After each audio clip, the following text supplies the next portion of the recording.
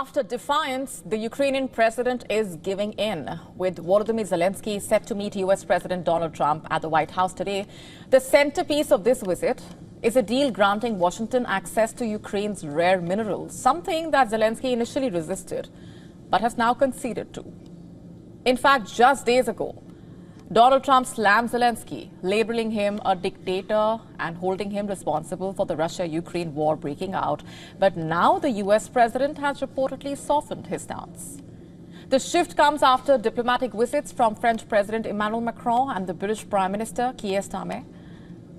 During a visit by Starmer at the White House, this is what Donald Trump had to say. Mr. President, do you still think that Mr. Zelensky is a dictator? Did I say that? I can't believe I said that. Next question.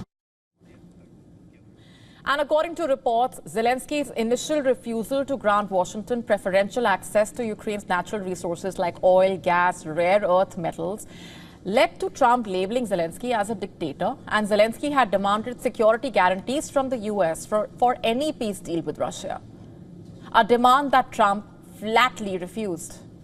Instead, he made it clear that the U.S. has poured billions into Ukraine, and now it's time for payback. And now Zelensky is making the trip to Washington to sign the agreement, effectively giving the U.S. a foothold in Ukraine's resource sector.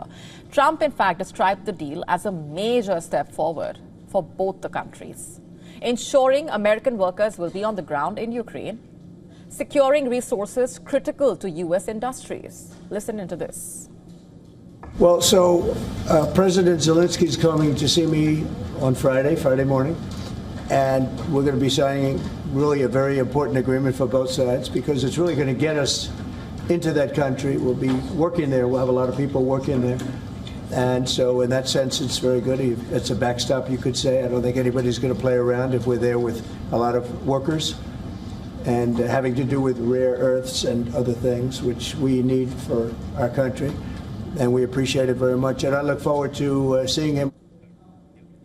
According to reports, this agreement does not come with any American commitment to future military aid for Ukraine.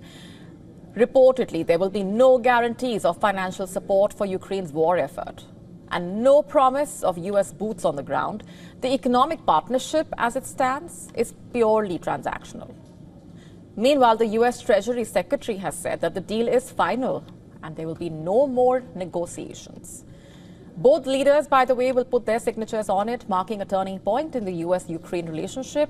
Zelensky once stood defiant, demanding security in exchange for resources, and now he seems to be bowing down, not just to economic realities, but also the fact that Trump has selected the Russian President Vladimir Putin over him in a way. In effect, Zelensky is signing a deal that benefits Washington without securing any guarantees in return. And after months of rhetoric and resistance, the Ukrainian leader is walking into the White House on Trump's terms. To stay up to speed with the latest news, download the WION app and subscribe to our YouTube channel.